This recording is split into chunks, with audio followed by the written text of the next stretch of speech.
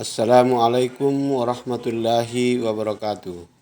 Saya Sabari, calon guru penggerak angkatan ke-9 dari SMK Negeri 1 Polewali, Kabupaten Polewali Mandar, Provinsi Sulawesi Barat.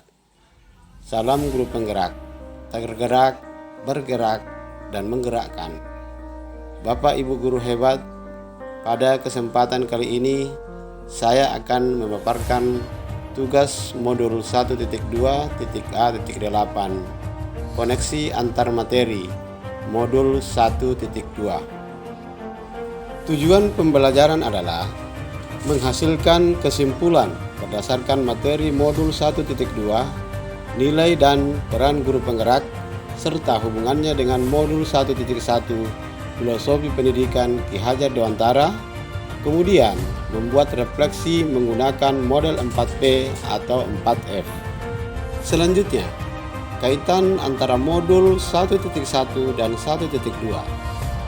Adapun kaitan antara modul 1.1 dan 1.2 yang saya pahami adalah pada modul 1.1 saya mempelajari tentang filosofi Ki Hajar Dewantara yang mengajarkan bahwa pendidikan adalah menuntun.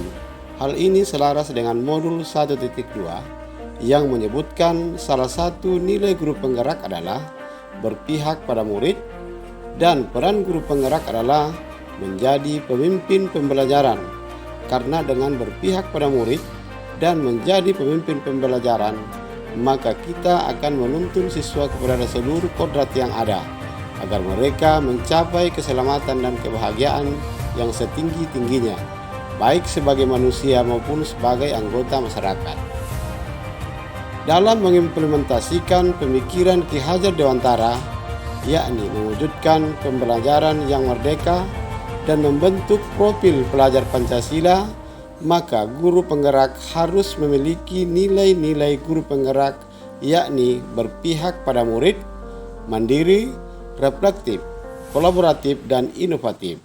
Agar mampu menjadi agen perubahan, maka guru penggerak mampu memahami dan menjalankan perannya sebagai guru penggerak, antara lain menggerakkan komunitas praktisi, menjadi pemimpin pembelajaran, mewujudkan kepemimpinan murid, mendorong kolaborasi antar guru, dan menjadi coach bagi guru yang lain. Kemudian refleksi modul 1.1 dan modul 1.2.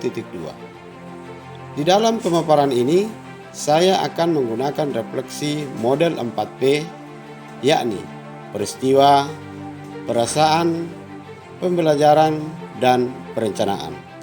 Yang pertama, peristiwa. Peristiwa yang paling penting dan menantang bagi saya saat mempelajari modul 1.1 dan modul 1.2 adalah yang pertama, saat saya mengenal dan memahami arti pembelajaran yang sesungguhnya melalui pemikiran Ki Hajar Dewantara bahwa pembelajaran berarti menuntun dan memberi kemerdekaan belajar kepada anak sesuai dengan kodrat alam dan kodrat zamannya. Seorang pendidik haruslah menerapkan filosofis Ki Hajar Dewantara, Ingarso Sungtulodo, Ingmadya Mangungkarsa, dan Tuturi Handayani secara seimbang dan berkesinambungan. Ketika mempelajari nilai dan peran guru penggerak, baik melalui modul dalam LMS maupun dalam lokakarya bersama pengajar praktik dan eksplorasi bersama dengan fasilitator, juga ketika elaborasi bersama dengan instruktur, saya memahami bahwa guru penggerak harus mengenali dan memahami nilai dan peran guru penggerak sehingga mampu memahami kebutuhan peserta didik dan menuntunnya sesuai tahapan usianya. Saya juga tercerahkan bahwa hidup adalah pilihan. Sebagai pendidik, kita harus mampu menuntun anak untuk memilih jalan kodrat yang menguatkan mereka sebagai manusia dan anggota masyarakat sehingga mewujudkan profil pelajar Pancasila. Guru penggerak harus berpikir strategis dan menguatkan lingkaran pengaruhnya agar mampu menjadi agen perubahan. Yang kedua, saat saya melakukan aksi nyata penerapan filosofis Ki Hajar Dewantara dan penerapan nilai-nilai dan peran guru penggerak. Selanjutnya yang kedua adalah perasaan atau feeling. Saat peristiwa penting itu terjadi, saya merasa bagaikan seorang guru yang egois. Kenapa? Karena pembelajaran yang saya laksanakan selama ini belum sepenuhnya menerapkan filosofi Ki Hajar Dewantara. Begitupun nilai dan peran sebagai guru penggerak belum sepenuhnya saya miliki. Saya juga menyadari dan tergerak untuk memperbaiki pembelajaran ke depannya. Di sisi lain, saya juga tercerahkan dan termotivasi untuk memahami dan mengembangkan nilai-nilai guru penggerak agar mampu menjalankan peran seorang guru penggerak dan menjadi agen perubahan.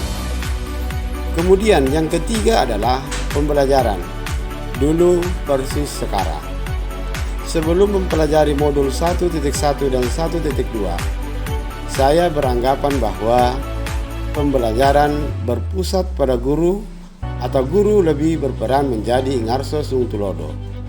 Saya juga berpikir bahwa guru sebagai satu-satunya sumber informasi, murid harus bisa mencapai target yang diinginkan oleh guru. Dan saya juga berpikir bahwa pembelajaran bersifat kompetitif. Setelah saya mempelajari modul 1.1 dan 1.2, saya tercerahkan bahwa pembelajaran lebih berpusat pada murid, di mana pembelajaran harus mampu membentuk siswa yang mandiri, kritis, dan inovatif, atau guru lebih berperan sebagai tuturi handayani.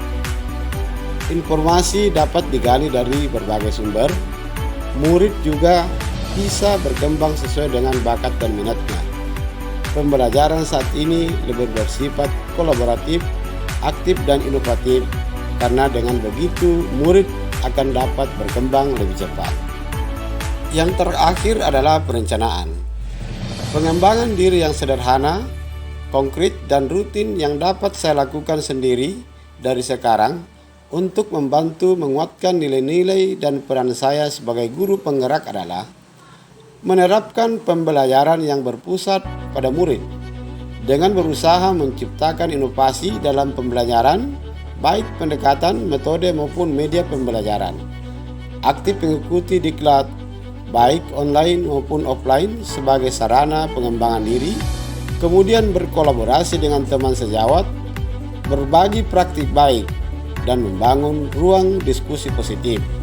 Saya juga akan selalu merefleksi pembelajaran yang saya laksanakan dan menjadikan hasil refleksi sebagai bahan perbaikan pembelajaran yang akan datang.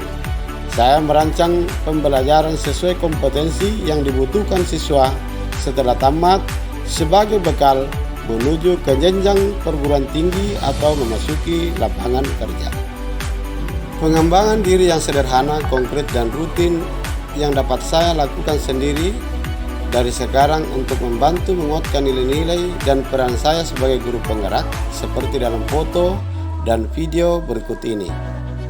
Pembelajaran berpusat pada murid, diklat peningkatan kompetensi guru, merefleksi pembelajaran, merancang materi pembelajaran, kemudian membuat media pembelajaran animasi.